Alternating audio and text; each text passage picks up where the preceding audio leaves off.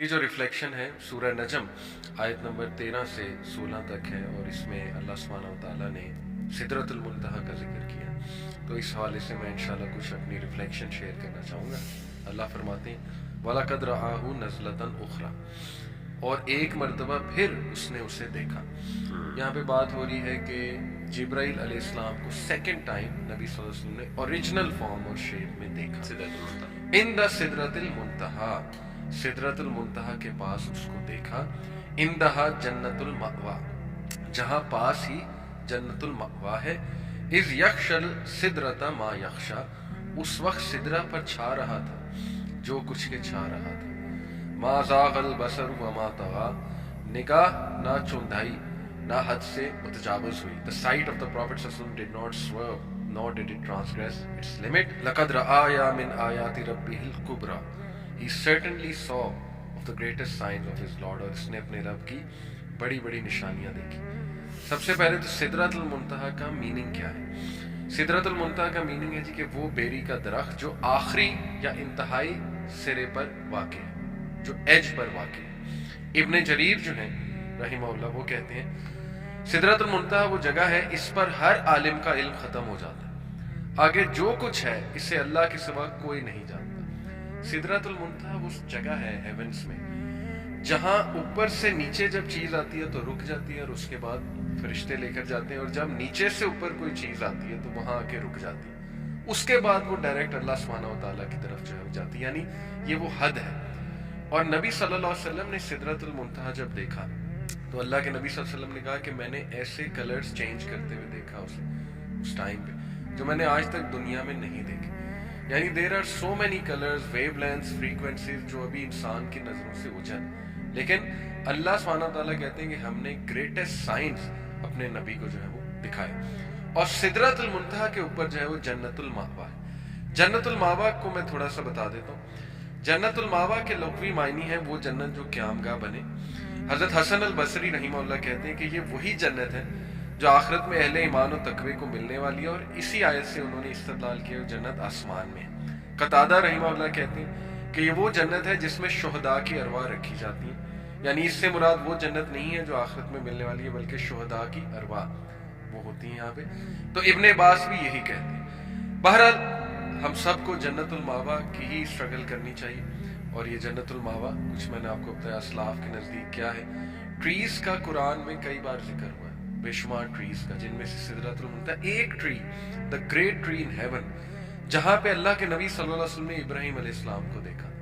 وہ بڑی زبردست حدیث ہے، بڑی فیسینیٹنگ حدیث ہے صحیح البخاری کی. سامورا ابن جندب رپورٹڈ کہ اللہ کے نبی صلی اللہ علیہ وسلم نے فرمایا ڈسکرائبنگ ہز ویژن معراج میں، then we went up until we reached a green garden in which there was a great tree with an old man and children at its base, and another man near the tree trying to light a fire in front of him. They took me up to that tree and into a house. I have never seen any more beautiful than that house. In it there were men, old men, youths, women and children. Then they brought me out and took me up to the tree into another house, even better than the first one. In this house there were old and young men. I said, you have shown me around tonight, tell me about what I have seen. They said, yes, the old man at the foot of the tree was Ibrahim alayhi salam, and the children around him were the children of mankind. سبحان اللہ، یہ وہ والے بچے ہیں، correct me if I am wrong، کہ جو بلوغت سے پہلے فوت ہو جاتے ہیں، مس کیریج میں یا ویسے ہی برتھ کے بعد فوت ہو جاتے ہیں، تو ابراہیم علیہ السلام اور حضرت سارہ ان کی وہاں پرورش کرتے ہیں. and these children will be returned to their parents on the day of judgment. سبحان اللہ. تو یہ بھی گریٹ ٹری کا جو ہے وہ ذکر آتا ہے حدیث میں. اور سدرۃ المنتہا تو پھر وہ اللہ کے کیا سائنس ہیں، اور اس پہ کافی ڈسکشن آج کل ہو رہی کہ ایکچولی کچھ لوگ وائٹ ہول بلیک ہول سے بھی تشبیہ دیتے ہیں، لیکن دیکھیں یہ اللہ کے وہ ونڈرس سائنس ہیں کہ نو ون نوز کہ ایکچولی یہ ہے کیا. اور پرپس صرف یہ ہے کہ we should be in awe Allah سبحانہ و تعالیٰ، کہ وٹ گریٹ لارڈ اللہ سبحانہ و تعالیٰ از. سو یہ میری پہلی ریفلیکشن. جزاک اللہ. جزاک اللہ خیر. علی بھائی، ہم نے نا کچھ ایپیسوڈس پہلے جب سورۃ النور کے بارے میں بات ہو رہی تھی تو ہم نے وہ آیت النور کا ذکر کیا تھا، اور اس میں یہی ہے کہ انسان کو چاہیے کہ اپنے دل کو صاف رکھے تاکہ اللہ سبحانہ و تعالیٰ کا نور اس میں آ سکے. دل کو صاف رکھے، نیک کام کر کے، اللہ سبحانہ و تعالیٰ کا تقوی اختیار کر کے، گناہوں سے بچ کے. تو یہ جو نور والا کانسیپٹ جو ہے یہ دوبارہ ادھر یہاں پہ مینشنڈ ہے سورہ حدید میں، اور میں چاہوں گا کہ ہم اس کے اوپر ذرا غور کریں اور اس کو کنیکٹ کریں اپنی ڈیلی لائفس کے ساتھ کہ how much in need of Allah's light we are in this life and پھر more so in the next. یہاں پہ سورہ حدید میں آیت نمبر 28 میں اللہ سبحانہ و تعالیٰ اہل ایمان کو ایک حکم دیتے ہیں، یا ایھا الذین آمنوا اتقوا اللہ، کہ اے اہل ایمان اللہ سبحانہ و تعالیٰ کا تقوی اختیار کرو، وآمنوا برسولہ، اور پھر اس کے رسول پہ ایمان لے کے آؤ. کیا ہوگا تمہارے ساتھ پھر؟ یؤتکم کفلین من رحمتہ، اگر تم یہ کرو گے، اللہ تعالیٰ کا تقوی اختیار کرو گے اور رسول کے اوپر ایمان لے کے آؤ گے، تو Allah is going to bless you with double his mercy. ٹھیک ہے. وَيَجْعَلْ لَكُمْ نُورًا، اور پھر تمہیں اللہ تعالیٰ جو ہے نا ایک نور عطا فرمائے گا. تَمْشُونَ بِهِ وَيَغْفِرْ لَكُمْ، اسی نور کے عوض، اسی نور کی ہیلپ سے تم آگے چلو گے. وَيَغْفِرْ لَكُمْ، اللہ تعالیٰ تمہارے گناہ معاف فرمائے گا. وَاللَّهُ غَفُورٌ رَحِيمٌ، and Allah is the most forgiving and merciful. تو یہاں پہ اللہ تعالیٰ نا نور کا ذکر کرتے ہیں کہ اللہ تعالیٰ اپنا ایک نور عطا فرمائے گا، اور یہ دنیا کے لحاظ سے بھی اور آخرت کے لحاظ سے بھی. دنیا کے لحاظ سے ایسے کہ انسان جو ہے نا وہ ایک اس کو اللہ تعالیٰ ایک بصیرت عطا فرمائے گا، علم عطا فرمائے گا، جس کے ذریعے وہ اپنے فیصلے کر سکتا ہے، اور اپنے فیصلے وہ والے کر سکتا ہے جن سے اللہ تعالیٰ راضی ہوگا. تو یہ اللہ سبحانہ و تعالیٰ نا ہمیں بتا رہے ہیں کہ اگر تم اللہ تعالیٰ کا تقوی اختیار کرو گے، رسول پہ ایمان لے کے آؤ گے، تو Allah is going to bless you with a form of light.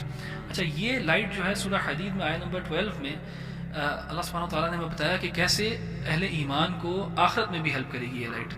اللہ سبحانہ و تعالیٰ کہتے ہیں یوم تری المؤمنین والمؤمنات یسعی نورہم بین ایدیہم وبایمانہم، کہ جب تم دیکھو گے مؤمنین کو، مردوں کو اور عورتوں کو، کہ وہ جا رہے ہوں گے، یسعی یعنی وہ تیزی سے جا رہے ہوں گے، آگے ان کی روشنی ان کو گائیڈ کر رہی ہوگی ان کے سامنے اور ان کے رائٹ سائڈ پہ.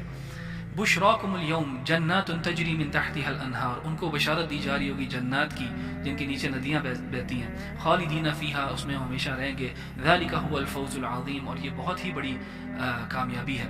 یعنی وہ جو لائٹ ان کو دی جائے گی اس کے ذریعے وہ جنت کی طرف گائیڈ کیے جا رہے ہوں گے. اچھا، اس کے بعد اللہ سبحانہ و تعالیٰ ہمیں بتاتے ہیں یوم یقول المنافقون والمنافقات، اسی وقت منافقون جو ہیں، عورتیں اور مرد، منافقون والمنافقات، وہ کیا کہہ رہے ہوں گے؟ للذین آمنوا، اہل ایمان کو کہہ رہے ہوں گے انظرونا نقتبس من نورکم، ایک منٹ ٹھہرو ذرا، ہمیں بھی اپنے نور میں سے کچھ دے دو. Give us some of your light.